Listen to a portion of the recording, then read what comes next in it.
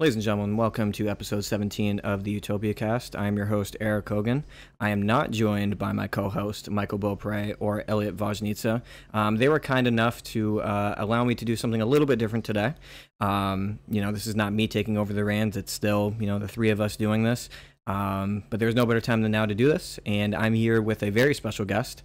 Technically speaking, my second cousin, but I think we recognize each other as regular cousins here. It's Ian Blake of the Old Orchard Beach High School football team. Ian, say hello to the people. Hello, hello. And Ian is, again, like I just said, my cousin. I wanted to have my brother on, but my brother's not really into these type of things. So, Ryan, if you're listening to this, I wish you would have done this with us. But Ian is in a really special scenario because he just came off of the most historic season probably in Old Orchard Beach history. Depending on who you ask, there has been other teams that have won state championships, but it's been a while. Yeah, it has. What is it, with 20, 29, 30 years? Something like that? Yeah, something like 30 years. I think so I guess to go, to set the stage for the people listening, we're talking about football here, and we'll get into the special scenario again of how you guys won, because you guys were definitely not favored to win. No. This is a different type of football. This is not 11-man football. This is 8-man football, and We'll get into that. But yeah, it's been a long time, and I'm from Old Orchard Beach. I went through Old Orchard Beach school systems. I played. I definitely did not. My teams were either A, horrible, or B, just good enough to make playoffs. Yeah. But that was 11-man, and again, we'll get into all of that. But it's been a long time. You guys won, and we'll talk about that actual game because I was there. Obviously, you were playing in it, and I want to see your perspective on a couple of things. Yeah. All right. So I've known you since you were a day old. Yes. Fun fact: Ian and I are 1 day apart. So your birthday is July 31st. and mine is August 1st. And I remember clear as day. Your grandmother, my aunt, calling me saying Jade, his mother, had the baby, and it was my birthday. So you were, how old are you now, Ian? I am 16 years old. 16 years old, Yeah. and I am 25, so what, is that 9 years? 9, yeah. Yeah, exactly. So it was my 9th birthday. When you got the call? When I got the call. And it's very surreal because we're here now. So let's go all the way back. You are what grade in high school now? I'm a junior in high school. And you did play football in your youth years. Yeah, I 5th grade when I stopped. I remember middle school. Okay. I think we were, the first practice we were doing jumping jacks, and I was huffing and puffing, and I put the helmet up right then and there.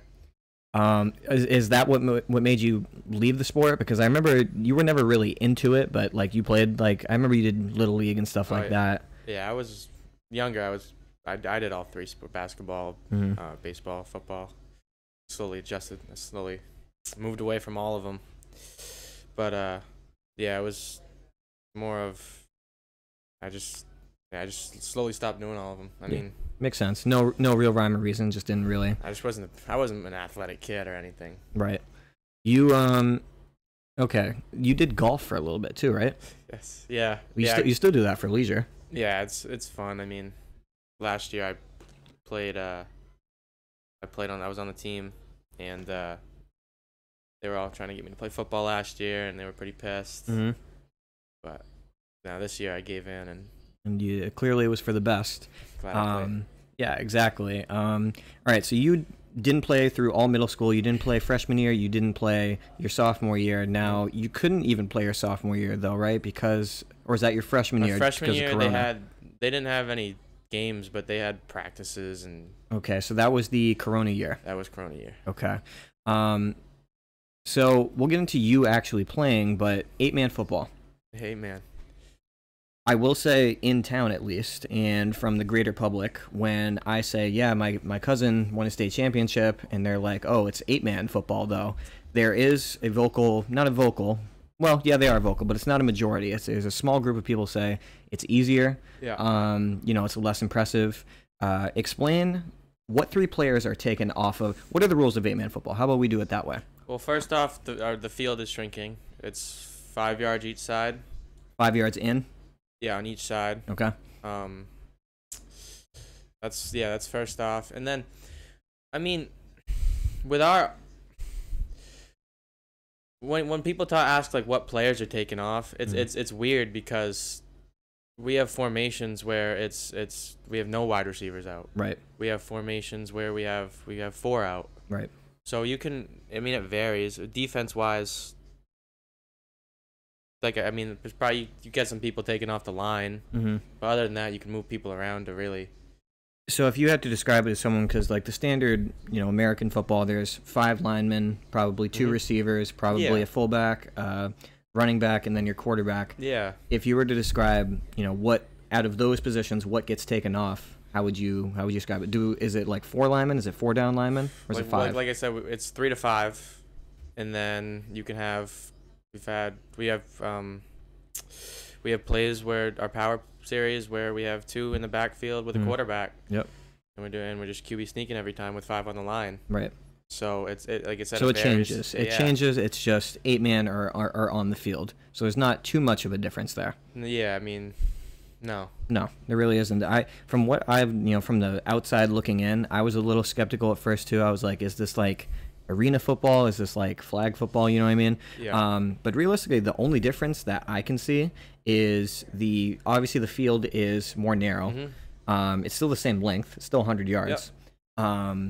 A lot of the offenses are different in the sense of you're not going to see the typical spread them out throwing type. A lot of teams run like the double wing, the really tight knit running formations. And you guys have some interesting ones as well. Yeah. But again, there are some people who discredit it, but I also think that's the same people who didn't go to a single game and don't really understand it. Yeah. I saw the hits out there. The hits are just the same as 11 man. Yeah. Now, I think it's also important to note why Old Orchard did this, because we want to go back to when I was playing and then years passed. Old Orchard's in a really weird scenario where I believe the stat went around, we were the 4th smallest state in the school that had a football team. And when I was in high school, we were always Class C. And then when I played, towards the end, we were Class D. Yeah, we were just good enough to make the play. I remember my team was the first team to make playoffs my team was the first team to win a playoff game in like 10 or something years. Yeah. And that was a huge deal. Yeah. Then the next year when I came back as a senior, I think we went 2-6 and we still made the playoffs. Yeah. So it wasn't really that much of and we got blown out in the first game and whatnot. I had to play 3 ways. So I was on kick. I was on every single team. Yeah. And it's very hard to be a productive player when you have to, play the entire game. Oh, yeah. What I've noticed with a lot of you guys, you have players who play just offense. You have players who just play defense, and it clearly works because your defense was killer all year, and a lot of those kids were fresh for the entire game. Old Orchard went to the 8-man. I believe there was like a weird halfway thing where they did like a Class E. I don't think they ever went to it, but I remember the big deal was it was 11-man, but you couldn't play for a state championship. It was a glorified like exhibition league. And principal, I don't know if he's still the principal, Suddy, fought against that because he wanted the kids to be able to play for a state title. I mean. And then I believe your head coach, Plante, lobbied for 8-man. Yeah. And was pretty much the impetus to bring 8-man to Maine, because before Maine had no 8-man football. Yeah, no. Plante's, he's big. He loves 8-man. He's pushing. He says each year, I mean, we get more and more teams. There's an 8-man small and 8-man large. We're part of the 8-man small. Yep. But both conferences they get more teams each year, and it's a growing thing. I wouldn't be surprised if in the next, let's say, 15 years.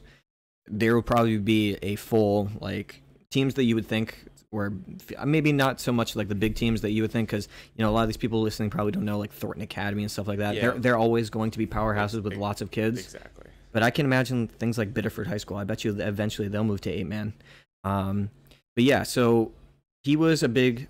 Actually, I want to just give him credit. He was the one who did bring 8-man to Maine. You guys, you were not part of the team, but in 2019, the first year, Old Orchard fielded an 8-man team. They went to the state championship and lost. Yeah, but I believe they played Mount Abram, and they're a large school. It was Mount Ararat, right? Ararat. And they're a large man school. They played at Fitzpatrick. Yep. I remember I was there. The game was so cold. Right. But it was something. there wasn't enough people or something, so the small school played the large. I think it was something like that. It was something like that. I remember it was weird because there was a big discrepancy because I remember teams like Chevrolet, who historically was a powerhouse, was playing 8-man. And like they were all in the same division, and it was just there was clearly a discrepancy in terms of how good these teams were. Yeah. And you know, for lack of a better term, that Old Orchard team was just, you know, overmatched. You know, just weren't ready for that. You know, level yet. Yeah. But I don't blame them, and they were really good. And that was the first team to make a state championship since 1996. So then Corona hit.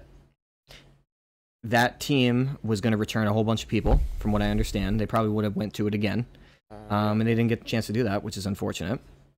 Yeah, that was crazy. They lost. Their quarterback was Jaden Davies. They had a bunch of other kids, and yeah, I don't think there were a lot of whole seniors on that team that year. Right. Just like us this year. Yeah.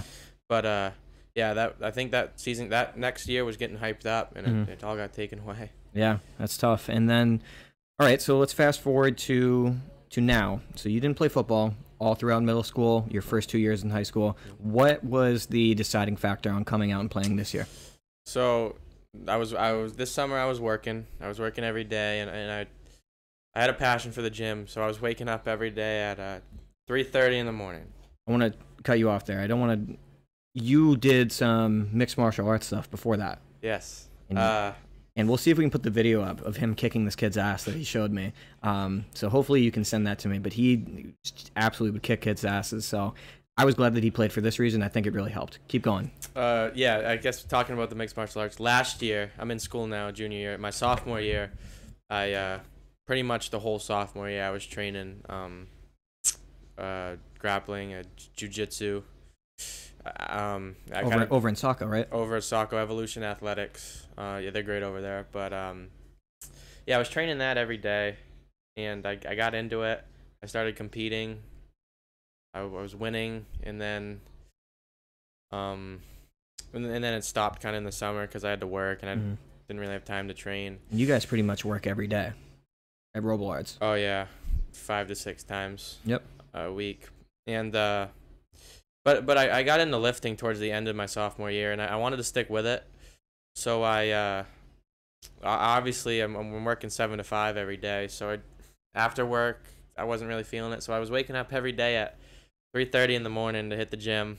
I'd be done around 6, and then I'd go have a full day at work, and I didn't mind it. I didn't mind going to bed early.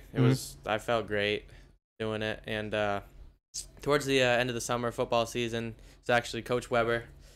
He was coming in for classes in the morning with me, and he kind of was talking to me. He's like, putting in all this work, you know, you're for what? Like, you should come play. He said, give it 2 weeks and see how you feel. I'm like, all right. So I ended up playing, doing practices that week. After the first week, we had a scrimmage against Gray, New Gloucester. Yep. That was a large man school, and we absolutely whooped them. So that felt really good, and I just started to grow, and I just grew to love it. Yeah. So you, I guess that was pretty organic in how it came about. You played mainly nose tackle this year, correct? Yeah. Coming in, I was pretty skinny in summer. I was eating good, and I was about 160 pounds. And I remember the first day at practice, Weber was like, "Yeah, we want to put you on the D line." And I'm like, I mean, I was hoping for maybe linebacker. But it's whatever. I'm happy with where I was put. Yeah, but we'll bring up the stats in a second, but I think that was the right call. Oh, I agree. But like I said, before knowing what was going to happen throughout the season, I was hoping maybe a little bit of linebacker. But I was fine with D tackle. I knew I'd be starting. But I knew at 160 pounds, I needed to put some weight on. So I just started going to McDonald's every day. Oh, yeah. And I put on 20 pounds and kind of throughout the season. I was about 180 throughout the season, towards the end, and I felt good there. I still felt quick, and was happy. So the moral of the story is, if you want to put size on, is go to McDonald's. Did it for me. That's right. It works for a lot of high school kids too.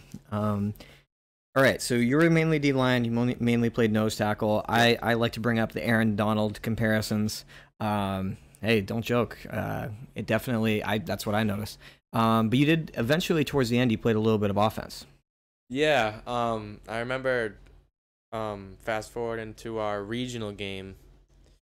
I was put in on this formation called Elephants. It takes, so in our normal power series where we have two fullbacks and then a quarterback, a running back. It takes the two fullbacks and we put one of the fullbacks just on the line, and we put me in the backfield, and then just having three fullbacks on the field blocking, it just worked out great. Yeah, it definitely did. It was a one little formation. We only had 4 plays out of it, but it just kept working. And we just in the regional game and in the state game, we used the shit out of that formation, and it worked. We scored. Yeah. I mean, you guys were a dominant ground team pretty much the entire year. Yeah. Very rarely, I mean, there was 2 games that I missed, and it was both Mountain Valley games. Very rarely did I see a team stop you guys for 4 quarters. Now, let's talk about the beginning of the season, the middle of the season. You guys opened up with a really strong win against a honestly terrible team, right? Against Drape Academy, which was historically our rival growing up. Yeah. I don't think it's really a rivalry anymore, to be honest with you. Maybe in basketball, maybe in other sports, but maybe not football. So let's not even talk about that one. You guys started off, what, 3-0? No. 2-1. 1-1. Oh, you started 1-1. We went to Dirigo the second game. Ah, that's what it was. We were coming off a 44-6 win. We were hyped. We thought, I mean, we thought we were good. I mean, we are good, but we came in. We didn't play the best at Dirigo in Dixfield, and it showed. And we. What was the third game? Was that Mountain Valley? Oh, that was the fourth. Our third we won. I think it was Booth Bay. Okay, Booth Bay. So going towards like the halfway point of the season, you guys were 2-2, middle of the road team. And you know, to be honest with you, I think most of the people were like, all right, this team's going to be good, but they're going to be like all Old Orchard teams. They make the playoffs and they get bumped first round. Yep. Then you guys started picking up steam. You guys started changing things up a little bit. And again, we're going to talk about some players that you want to talk about, some players that I want to talk about, because I definitely have some favorite players on this team. Yes. And then obviously, you know, you're actually on the fucking team, so you can tell me more than I can. But let's fast forward to playoffs. You guys ended the season, or I guess we'll go one game before that.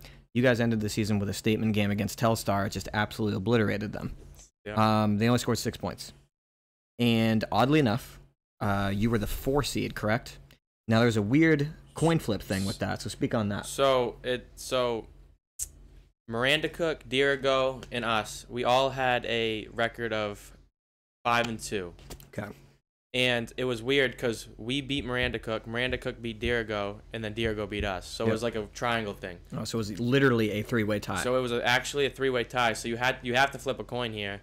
And of course, we got 4 seed. But I think that actually helped us. I think that's one of the reasons we won, because we obviously we played Telstar the following week in playoffs.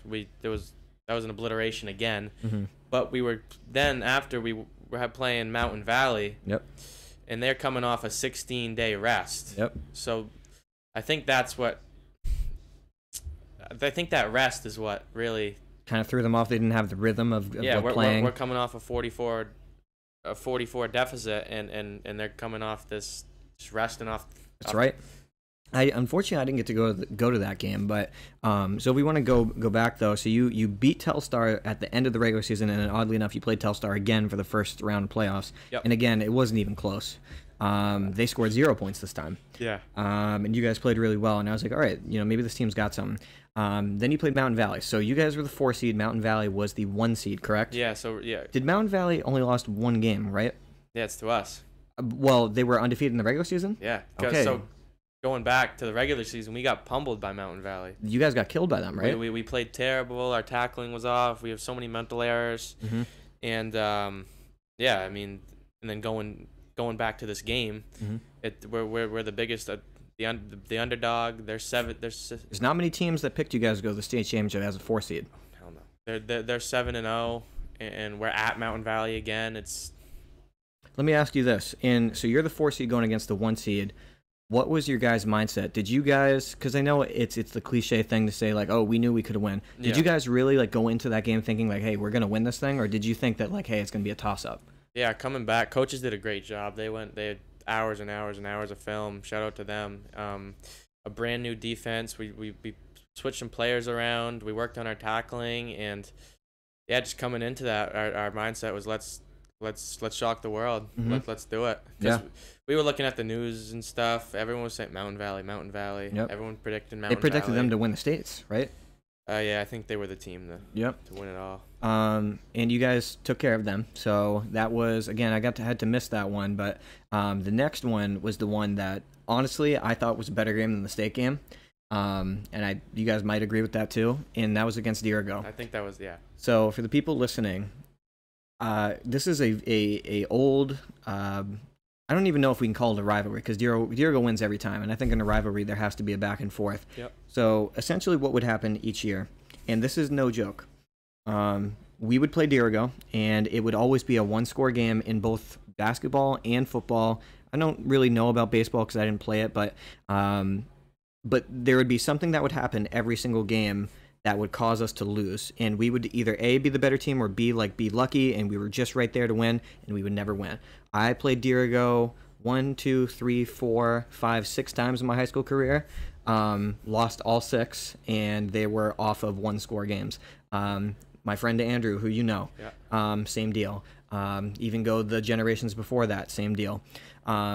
So you guys were probably well aware of that. I mean, your quarterback is the son of the head coach who has been leading this team throughout all of these. Oh, yeah. So you guys were probably aware of the Dirigo Curse. Yeah, I mean, we had the Dirigo Curse too because our second game of the regular season, we blew a 10-point lead to him. Right. And me and Ryan, my brother, went up to that game, and Dirigo is a little bit interesting on the well, I guess on both sides. They of course have bleachers, but you're able to go pretty much on the field. Yeah. So we were like, if the players, like, this is going to be an awful scale for the people watching, if the players are here, like, you can be right there as fans, so we can hear everything and we can see everything. Yeah. And that game was weird because you guys didn't really start off too well, if I remember correct. Nope.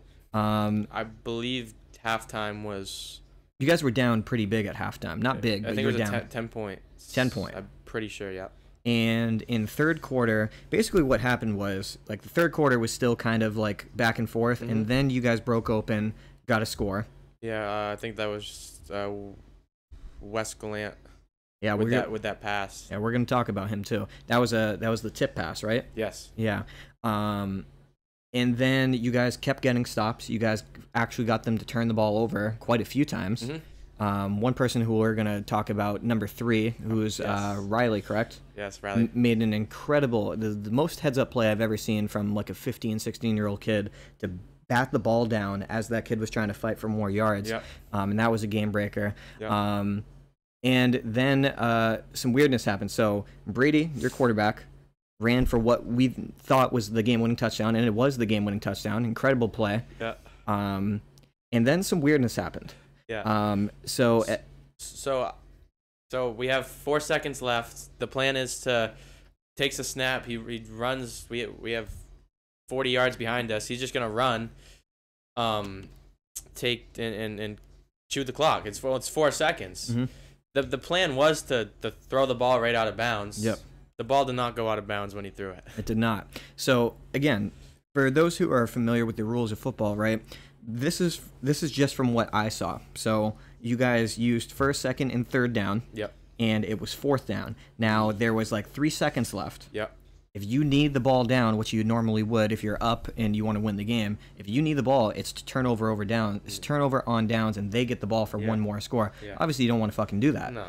So it was the right play to get the ball, run those 3 seconds out, and throw the ball out of bounds or just down it, whatever. Yeah, take it easy. And that's what we thought he was going to do.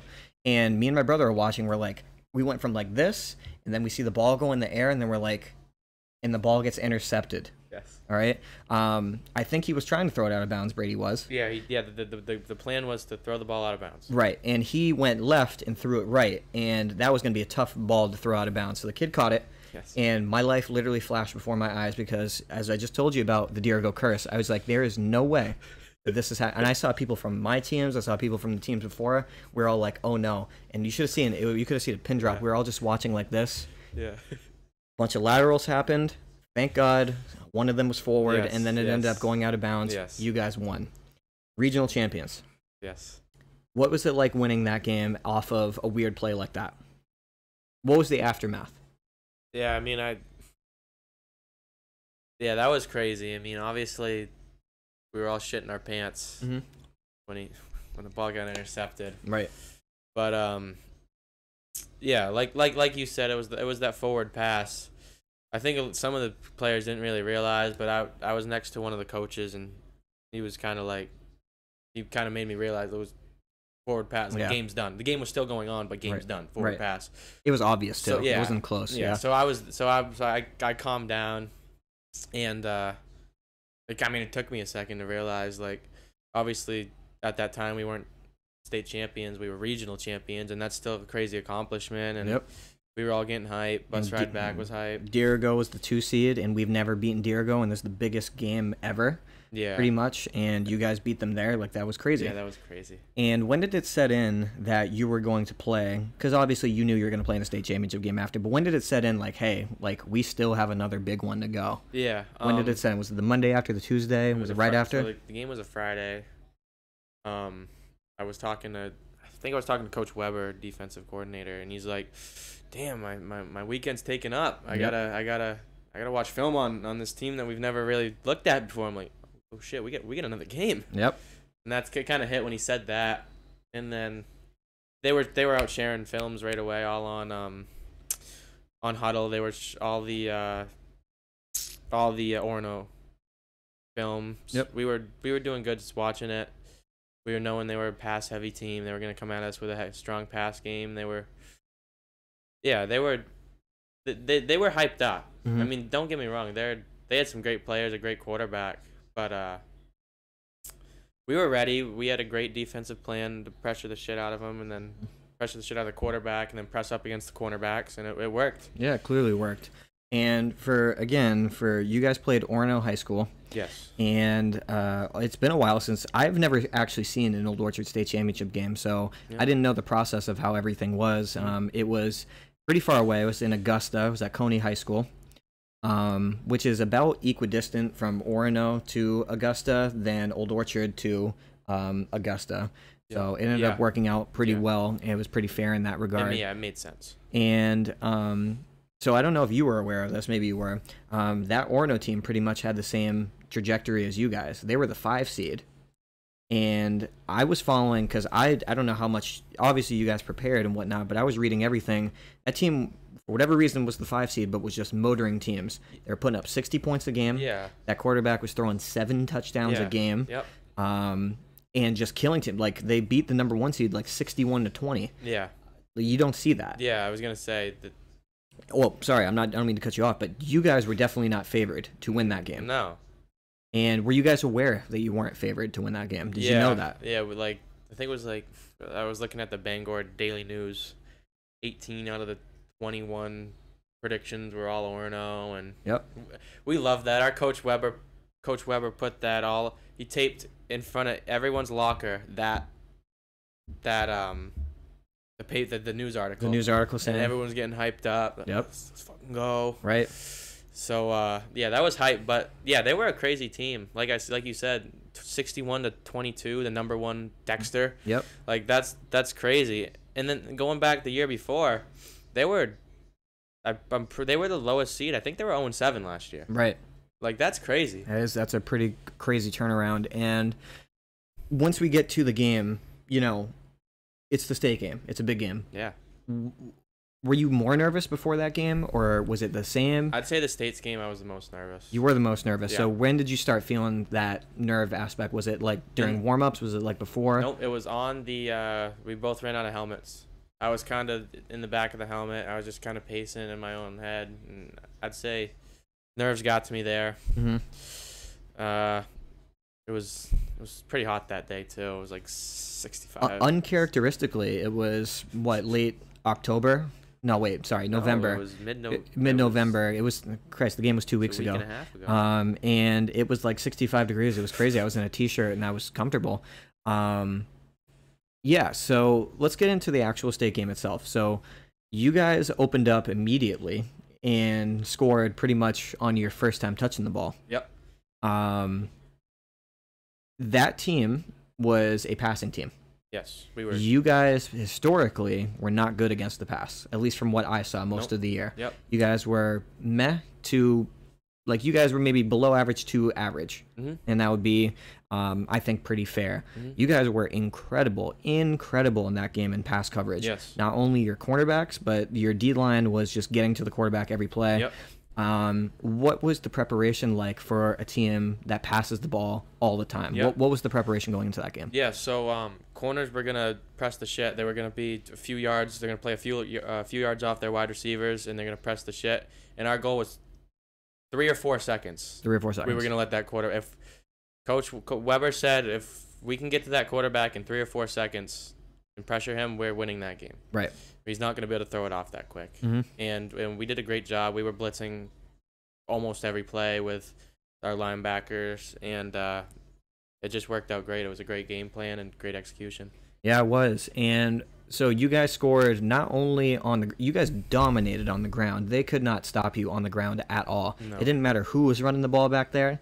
It was just give whoever is back there the ball, and it was a guaranteed 4 or 5 yards each time. Oh, yeah, at least. And then you guys were good passing the ball, but you guys, your intermediate passing game, if there was any flaw this year, was that. Your intermediate passing game on this day was just awesome. One of my favorite players, number 3, again, had an incredible game. Had 2 incredible touchdowns. Brady Plante, number 1, right? Throws an incredible ball, especially his deep ball. His deep ball is pretty insane, and like they just couldn't stay with you. You guys picked that quarterback off, I think 2 or 3 times. You guys were swarming to the ball every single time. Oh, yeah. And the only glaring weak spot was the kick return coverage. And you guys let off 2 kick return touchdowns, which no one does. Yeah, that was bad. Yeah, it was pretty bad. And I actually was getting concerned for a little bit after they took the opening kickoff back in the second half that they were going to win, but they were going to come back. But it ended up not being close at all. It was 46-22. Yep. And first state title since 1993. First state title, first 8-man state title. Yep. What did it feel like? So clock strikes 0. You guys are state champions. Take me through the emotions, either A, that you felt right after, or when it finally set in that, like, holy shit, we did this. Yeah, so, I mean, the bus ride, it really didn't set in yet. Heading back. And then, really, when we got back in Old Orchard, the escort happened, the fire trucks pulled out coming off the spur. And then, Jesus Christ, we pulled up to the high school, and it was like a professional game. There was at least 100 people just like all fans. It's like a professional game. Holy shit! Right. We went into the cafeteria. They talked. It kind of set in after coaches were giving their speeches, and I'm like, damn, we really did that. Champs. Yeah, we really did it, and it's interesting because it all happened so quick, probably, right? Yeah. Like this whole season just kind of flew by. Oh yeah. And obviously the best case scenario was your state champions, and you guys did that.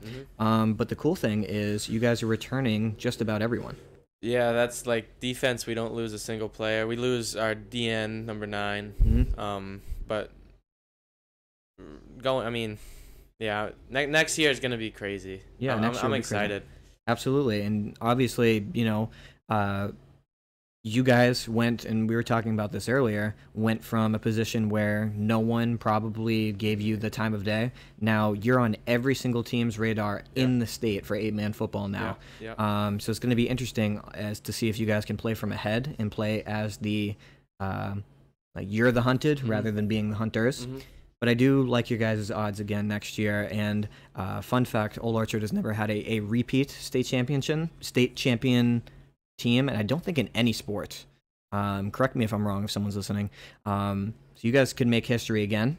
But I wouldn't, just take it one game at a time like you did this year. Good things are going to happen. Yeah. All right, so let's talk about a couple players here.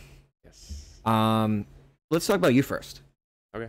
Because you have a very interesting game, and I like watching how certain players play, how they get themselves ready, and just how they go about doing things. So on defense, you obviously are a relatively strong kid. Yeah. And with some of those offensive linemen, you were the stronger kid. But in the cases that you weren't, your strength was your quickness. Yes. There was very rarely a time where you were not the quickest D lineman that a team has seen. Yeah. Even in the preseason, Coach Plante was saying we're not a big team. Right. Our biggest guy is our linebacker. He's 200 pounds. Our biggest starting guy is our linebacker. He's 200 pounds, and our biggest D lineman is, I think, me at 180 pounds. Right. Our biggest O lineman is 175, and I mean, like you said, we're not a big team. We're a quick team, and I mean, it showed. I mean, it definitely works. It goes to show that you don't need 275-pound linemen in order to get the job done. You know what I mean? You can have a 180-pound one that is quick as hell and, is strong in their own right. So let's talk about some stats. We pulled up your stats here, and I'm going to pull it up right here. It looks like you finished with somewhere around 70-something tackles. Yeah. So 70-something tackles at nose tackle. A lot of those were for loss, but I'll be honest, a lot of them were like chased down from behind type deal. Yeah. You're good at defense, you're good at tackling. Yeah. What do you think is the deciding factor of how you get as many tackles? Do you just try to be involved in every play? Are you trying to do you do something different that other kids maybe don't? Or maybe you don't. Maybe you just you're just in the right place all the time. Yeah, I mean, I don't not playing previously. I don't have anything to compare it to. Right, and so this is my first year, so I'm kind of just used to it. Mm-hmm. It's like I said, I just don't have anything to compare it to.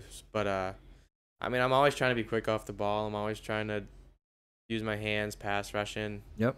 And I guess it worked. Yeah, exactly. You just end up in the right spot. You Yeah. know, a lot of times. One thing I noticed about you is you wrap up really well. Yeah. And most kids at that level, and not your team because you guys obviously had a really good team, but you'll notice that a lot of kids will get to the spot, but they won't finish the play. Yep. I can't remember a single time this year where you got there and you were at the play and you didn't finish it, or at least slow them down so someone else could. Yeah. And that's huge. Yeah. Obviously that goes back to what you were taught, right? Because obviously you hadn't played before, so you had to learn that somewhere. Oh yeah. Right? Yeah. Yeah, like going back to the beginning of the season, our tackling was terrible, and we worked on tackling toward going through the season. Mm-hmm. We pushed it. Like going against heavy runners and stuff, we were always told go for the legs. Of course. I think the best example is our linebacker Brayden Mansur. He's big. He's always hitting them legs. He's chilling shout him out. He's the number one tackler on the team. So shout out to Brayden. He was a huge part of that defense. And yep. Just watching him play it helped me with my tackling. Because towards the beginning I was standing tall, tackling tall, and I definitely say towards the end I was tackling low. And yeah, just watching Brayden play, it helped. Yeah, absolutely. He was a great example. Brayden was number 4, correct? Yes. Brayden, yeah. So he was really good. He was honestly probably one of the most standout tacklers I think I've ever seen at that level. So if you were a sure tackle, he was that times like 1.5. You were not getting past Brayden ever. No. So yeah, it was really good. The other thing I want to talk about is kickoff. You hit some kids. You really smacked a couple kids this year on kickoff. Yes. What is the deal with kickoff there?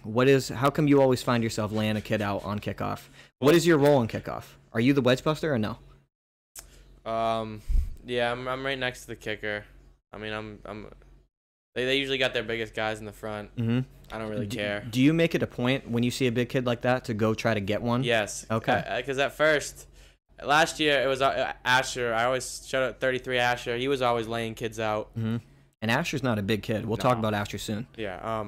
Asher's not a big kid. He's running as hard as he possibly can and hitting that guy as hard as he possibly can, lowering his shoulder. And yeah, he was a big inspiration. I see him do it. I'm like, I gotta give it a shot. And I remember in that first regular season game. Trait. Yep. I gave it a shot and it worked. It did work. You laid that kid out twice. And you got a couple good ones in the state game, but you got a couple good ones the entire year. We talk about, my grandfather, your great grandfather George is a legend around coaching. He played for many years and was like one of the best players in Old Orchard history, and was a coach for a lot of times. He was trying to coach it out of you, saying, you smack that kid, but you got to stay in your lane assignment. Yeah. And I agree with that, but I also think it's an intimidation type thing. Yeah. if you can get just one in a game, set the tone. Exactly, set the tone. And if you can set the tone with something simple as that, you're good for the game. You don't need to do it after. And you did a really good job of, doing that. But then, there was some times where you laid a kid out and it did affect the lane assignments and the kid ran by. But it's neither here nor there. This is all, at the end of the day, football is supposed to be fun and high school sports is supposed to be fun. And it's not your fault that the kid's in your way. So that's you. Let's talk about a couple of my favorites. My favorite player. Who is my favorite player? You know my favorite player is. Number 6. Number 6. What is his name again? I'm sorry. Elijah. All right. So. AKA Ja Money. Okay. So from fans' perspective, I really enjoyed watching him play because for those listening, this kid is little. He is small. Yes. And when I played, was little, and I was very small, and it reminded me of myself. Yeah. I don't know if people would necessarily remember me like that, but I was a pretty good player. Yeah. And this kid was like incredible to me because I'm just going to go by what I see. He's probably 5'3", 5'4", probably 130 to 145 maybe. Yeah. And they would run him up the middle 17 to 25 times a game. He would take huge hits, but he would break 1 or 2 a game, and his feet move so fast. Yeah. I've never seen a human feet move as fast as him. He would make one cut and he would go. And to me, I think he was you can go down the line of the best players on the team. Most people who watch the games, are they going to say that he was your best player? Probably not. But I do think in certain games, you don't win without him. If you play Dirigo, that playoff game, you guys don't win that game without him. Yeah. He won, I think, 6 or 7 straight plays where he was just gaining 70 yards. Yeah, he was going crazy. He put the team on the back for that last drive there. Oh, 100%. And it really pained me, and we were talking about this, that he couldn't play in the state championship game, so he got hurt, right? Yeah, he tore his meniscus in that Dirigo game. I remembered in practice, it was a big thing to get him cleared to play because he needed a doctor's note, and he couldn't get to the doctor until after the state game. But we worked some things around and was able to get him cleared to play. But day of game, he was still hurting, so just couldn't. It wasn't worth trying to go. And yeah, I mean, like I said, torn meniscus. So I did think it was cool that the final play of the game, he got the snap to knee it. Yeah. And like I said, he was. If you don't have him for some of those games, you probably don't win. So I think he was just as important as everyone else. Just sucks he couldn't be a part of that last one. Yeah. So Elijah, if you're listening, you're my boy. It was a joy watching you play. A couple other guys. We'll get into some of the 15. Yes. 15 is who? That's Shiloh Thao, 15. Shiloh Thao. All right. Now, again, for those listening, this kid was just like a human torpedo. He was like a heat-seeking missile. Whenever there was action, he'd be diving, throwing his head into plays. From what we saw on the sideline, would talk a little shit. Was always getting lit on the sidelines. Seems like an awesome teammate. Oh yeah. Talk about Shiloh. What does he bring to the team? Oh, he brought so much to the team. He was he's averaging at least 10 tackles a game, at least. And he plays defensive back. Yeah, he plays. He's the safety in the back. And at first he wasn't starting. The first 3-4 games we didn't have him in, and then making that adjustment, I think, is what helped us win that Mountain Valley game in the playoffs. It's what helped. It's what helped just bring the defense all together to close that with that one piece of the puzzle that was missing. I would say is Shiloh Thao. Right. Again, he was very aggressive. He got a lot of interceptions. Yes. He just somehow seemed to be in the right place at the right time a lot. And it was really fun watching. I like watching kids like that because obviously he's extremely athletic, clearly, a really good athlete. Yeah. But he definitely has something different in the sense of he doesn't care. He's just going to, wherever the play is at, he's going to be there. Yeah. And whatever happens, happens. Oh yeah. And you need players like that. Yeah. He's not afraid to throw his body in front of whoever. He's before every practice, every game, he's getting his ankles double taped. He don't care. He's a beast. Right. And we're talking about players who don't care. That's going to lead me into another guy right here, Hubert. Big 33. Yeah, 33. Asher. Yes, Asher Hubert. So this kid, if Shiloh was the heat-seeking missile, this kid was just like a battering ram, but he's not what you would picture a battering ram looking like. You hit some kids pretty hard, but he smacked some kids pretty hard, just by accident. He was just running into a play, and he made the contact, and just boom. a big collision would happen. Yeah, like you said, he's not the kid that looks like he's 150, 155 pounds, but he is not afraid. He will run, like I said, as hard as he can, as fast as he can. Yep, and again, you need players like that because we go back and forth on this, doing all this like training and stuff like that. You can bench press 225 in high school, good for you. Yeah. But it's not the people who are the strongest in the weight room that seem to be the guys making all the big hits. Yeah. It's kids like that. Yeah, like I was saying, we talked about this earlier. Asher, he don't lift. Right. Shiloh, he lifts a little bit, but not really. I mean, and these are the kids that are out here throwing themselves into people, not giving a shit. And the cool thing is when you have a kid that already has that in his mind, and then you get them, training and doing this weight room stuff, and that's what takes people to the next level. So that, I think, is the missing piece with a lot of you guys. Yeah. Is when you get those guys to do that type of stuff, it's going to be borderline unstoppable. Yep. Really liked watching him play. I was glad that he got to touch the ball a little bit towards the end. He scored the first touchdown of the state game. Yeah, that's he's going to have that memory forever. Oh, yeah. He comes back next year too, right? Yeah, and he scored the first touchdown of the regional game. Right. So, clearly the kid's a good player. Oh, yeah. All right. Let's talk about 3. Riley Provencher. Now, I'm going to go out on a limb and say, out of all of the players you have on your team as an overall football player, he is probably the best player on your team. The reason I say this, because there's a lot of good players on this team, don't get me wrong, he affected every single game that I saw in some way, whereas some players didn't. No, you know what I mean? Yeah. He plays both ways. He plays offense and defense. Yes. He is a really good receiver and, just a game breaker. But honestly, better defensive back, in my opinion. I have never seen a defensive back at that level play like him. He can play man. I don't know if you guys really played a lot of zone, but he can play man-to-man defense better than anyone I've ever seen. He gets a lot of interceptions. He, like I said, in the regional game, he made one of the greatest plays I've ever seen a kid make to punch that ball out. That was so good. He took a pick back for a touchdown in the state game. Yes, that's right, he did. And was just locking up receivers all year. Yeah. That's hard to do. Yes. Now, I played defensive back. Yes. As a junior, I was awful. I told you about this. Yes. I was the worst man-to-man defensive back.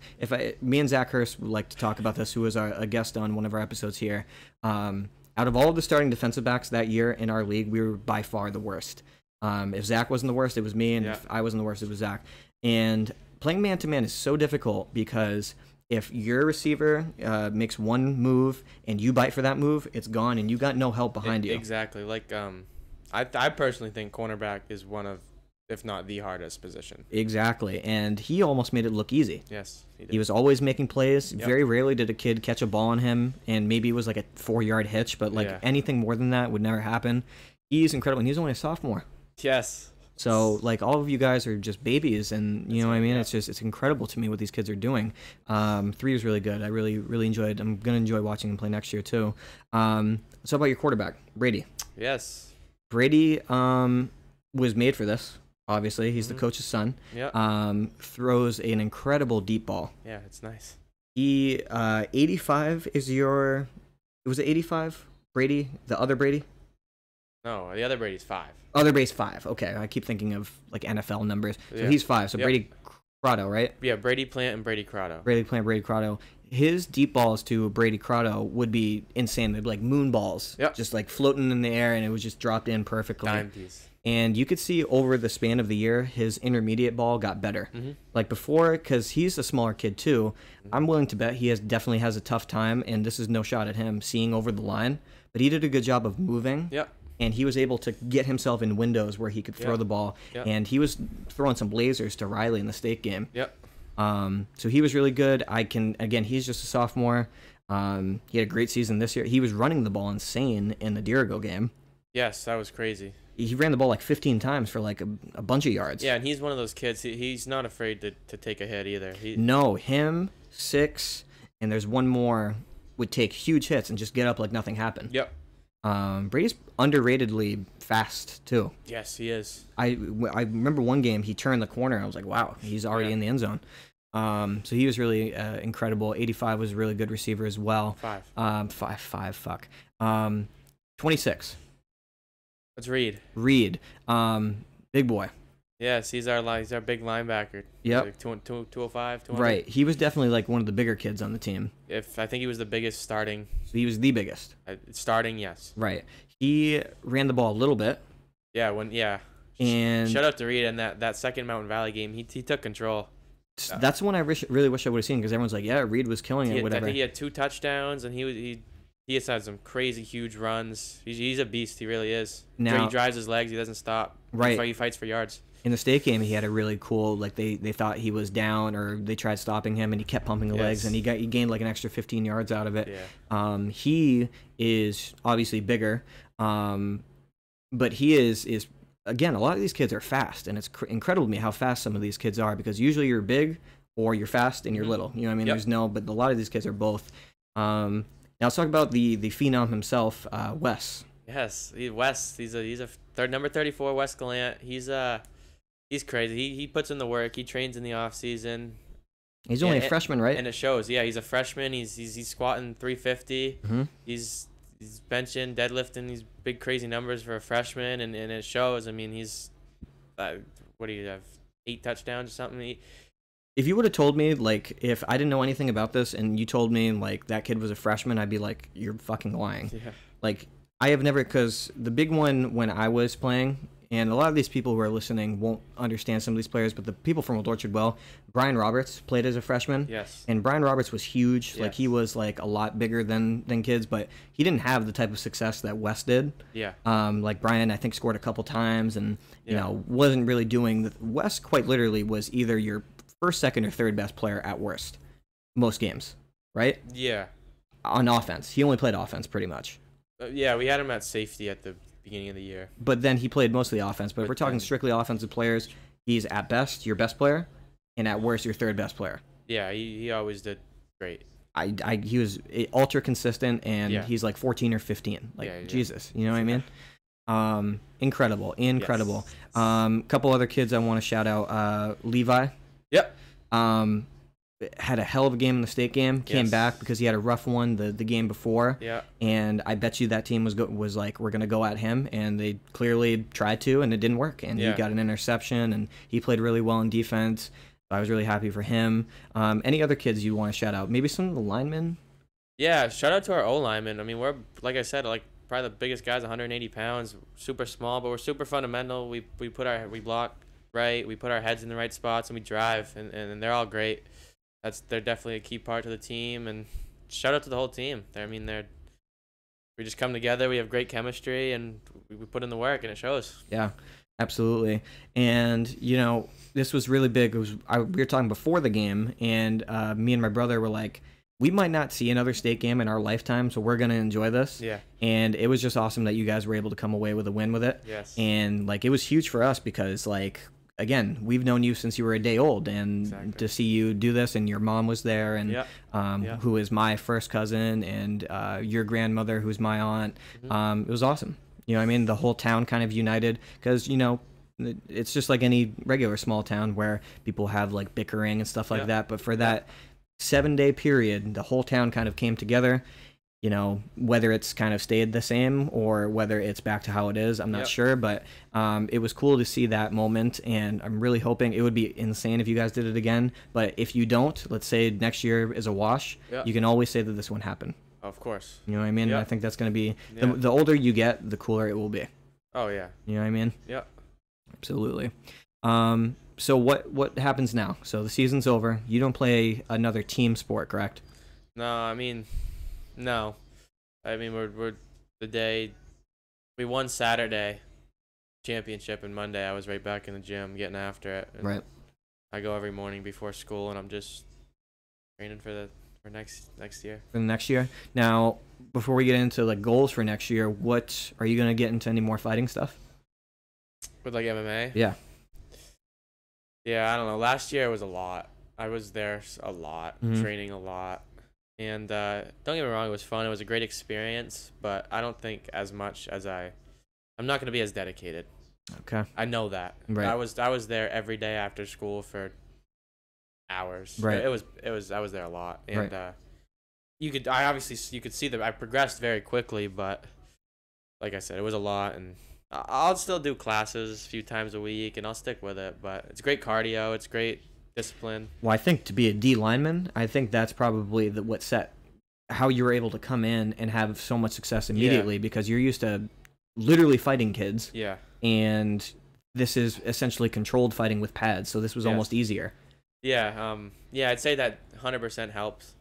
I read articles how wrestling helps too, and I've done some wrestling, and yeah, the MMA has definitely helped with football. Yeah, right. Now, there's going to be a little bit of moving parts next year. You're probably still going to hold down your position at nose. Yeah. You want to play a little bit more linebacker, and they'll probably experiment with that a little bit. But the big thing is you're probably going to be playing a lot more offense next year. Would you say? Hopefully. I mean, I hope those last 2 games showed that how dominant when we moved some things around and we added another fullback in. Yep. And the run game was just crazy when we did that. I should hope so, because again, you were not only do you hit kids, but you know how to set edges and set angles for your backs. Yeah. And that's tough to do. Yeah. If you got a good back behind you that can read tackles and you can kick someone out, like that's huge. Yeah, exactly. In the state game, I was telling I think it was mainly Asher. I'm like, shoot the gap. Right. Shoot the gap. I'm gonna make you, and it worked great. I had this big ass motherfucker on me. He was huge, but I'd lower my shoulder with him every time, and then, I mean, it worked. Yeah. So what's the goal going to be for next year for you personally? I know the whole big thing is, you probably want to win another state title. That goes without saying. Yeah. You personally, what would you want to accomplish as a player next year? As a player, I'd like to. I'd like, obviously, defensive wise, I'd like to just be as dominant as I can on the line. I'd like to get stronger. Okay. And I want to be just the best I can be on the D line. And offense, I'd like you said, I'd like to play more offense and maybe touch the ball a little more. But it's whatever. Coaches knows what's best, and I always listen to them. It's as simple as that. And playing on the D line, it's a little bit difficult to stand out, but you somehow did that, so that's awesome. Yeah. Are we talking, do you think that maybe making all conference or something like that would be a good goal to do? Yeah, I mean, yeah, it's always the goal. Right. Be the best. And I mean, technically speaking, you might have made it this year. We don't know yet, right? No, I haven't. Yeah, we don't know who's made anything yet. Yeah, exactly. Now, I don't know how your conference does it, but I know when we were playing, there was we had one player of the year and then several all conference at all positions. Yeah. If there was a defensive player of the year, you had to have been up there for it, man. I can't think of another. I mean, the only competition would be Brayden on your own team. Yeah. Or Shiloh or someone like that. Yeah.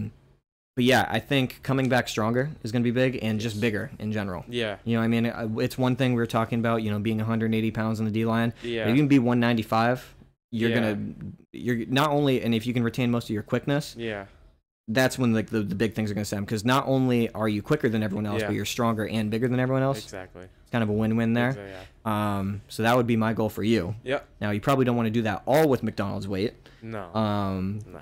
But you certainly are putting the work in the weight room. I saw your posts and stuff like that. So, and I'm glad you're still not deadlifting how you did before. That was one of the most shocking. Maybe you can post that video. Run that clip. We gotta run that clip. I was gonna say, if you still have that, send that to me. We'll post his deadlift, his 225 deadlift.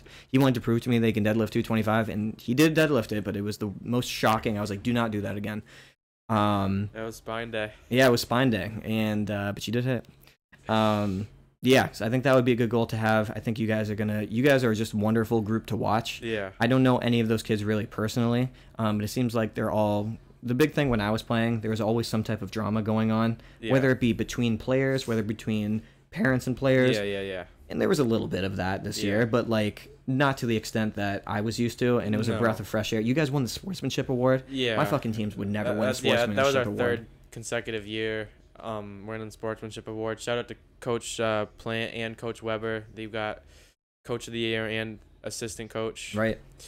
And the team chemistry was great. I mean, we'd obviously fuck with each other, but when we had to come together, we came together and we took it serious, and it was awesome. And that's tough to do with a bunch of teenagers. You know what I mean? Oh, so definitely goes to show what you guys did in the early season definitely worked. So really proud of you for that. And I mean, we still got another year. So excited. Can't be too happy about it now because the job's not finished. Job is not finished. Job's not finished.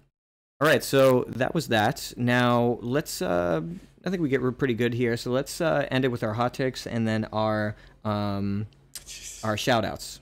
Okay. So for those listening, Hot Takes is a segment where we just give a hot take on something that we thought of this week, this day, could be right now. I can go first if you want. Yeah, you're gonna have to go first here. Okay. So today is Thanksgiving. Yes. And we went through the whole day of Thanksgiving food and whatnot. Yes. My hot take would be that 95% of Thanksgiving food either A, sucks, or B, is mid. I'm a notoriously picky eater, so Yep. You have to take my word for a grain of salt. But like some things like that people like glorify. All right, maybe I'm gonna switch this. Mac and cheese is not a Thanksgiving food. No. Macaroni and I've seen these lists on TikTok and Instagram Reels and shit like that. Like, what's your favorite Thanksgiving dish? And they say mac and cheese. Who is making mac and cheese at Thanksgiving? Yeah. That is ridiculous to me. No. Did you have mac and cheese? I did. No. Did someone make it? No. Okay. My family has never made mac and cheese, but apparently this is a regular thing where people are like, yeah, mac and cheese is my favorite. And I'm like, you guys are just maniacs. Mac and cheese is not a Thanksgiving food. That is my hot take. Ian, what do you have? Yeah, like you said, Thanksgiving, day of the turkey. My hot take is ham is better than turkey. So the Christmas ham is better than the Thanksgiving turkey. Yes. I would agree, but I think most people would disagree. I will get some shit for that. Yeah, absolutely. So, let us know what you think. If you think the Christmas ham is better than the Thanksgiving turkey, and it all depends on how you cook both. But I had ham for the first time in probably like 2.5 years the other night, and I sat back and I was like, "Yo, this is fucking good." 2.5 years. Yeah, exactly. I haven't just because like I always eat steak or chicken, and like that's it. Yeah. And we don't have ham usually, and I made ham, and I was like, "This is fucking sick." Yeah. All right, now let's do shoutouts. Shoutouts is a segment where we shout out any entity we want, anything, anyone. The floor is yours, and the floor is yours only. I can start with this one, or you can start. You got it. Okay. So my shout out of this week, it's Thanksgiving, so I just want to show thanks. My shout out is going to be for the stable of athletes that I have under Team Hogan, who to be honest, over the last year have exploded. I just came back from IPL North Americans in Oklahoma, where David Kaler and Bobby Dortona.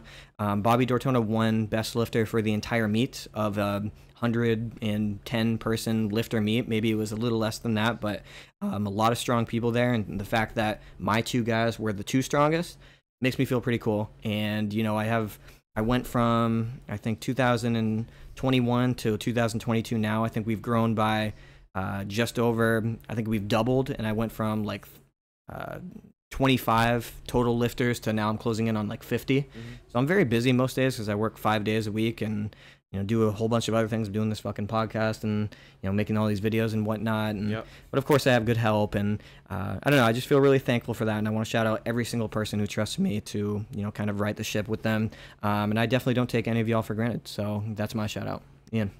You said it's of the week. Could be anything. Yeah, I mean, we literally anything. Okay, yeah, we talked about football. I just want to shout out the whole team. It was a crazy season. A great group of guys. I couldn't ask for anyone else to go through that battle with, just from the start to the finish, through that crazy playoff run, through that great state game. It was everyone has each other's backs. We're all always pushing each other, be the best we can, and it was great. Shout out to the coaches. They put in the time, effort, work, film, just hyping us up. Shout out to the parents, putting the food together, banquets, just dinners. It's just a great community and great group of people. Absolutely. It takes, in order to do all that stuff, it takes literally like the whole town to kind of come together, like we talked about. You know what I mean? Because it's one thing to play the games and win the games. It's another thing to like make sure the kids are fed, make sure they have good transportation to the games, because there's a bus driver shortage. I don't know if you're aware of that and stuff like that. So yeah, that's awesome of you to say, and shout out for all those people. And I think we're good here. So that was episode 17 of the Utopiacast. Of course, I was not joined by Michael and Elliot today, but I was joined quite literally by Blood. So Ian, thank you for joining us. Thank you for having me. Hopefully at this time next year we'll be talking about the second state championship. That's the goal. And we can get a couple of your other boys here. Oh yes. Because it'd be interesting to have those guys. But yeah, so hopefully you guys got something away from this. It was a little bit different from what we usually do. But again, this podcast is really not necessarily pigeonholed to one topic. So whatever we kind of feel like talking about, we're going to talk about. So thank you for listening. Love you all. See you later.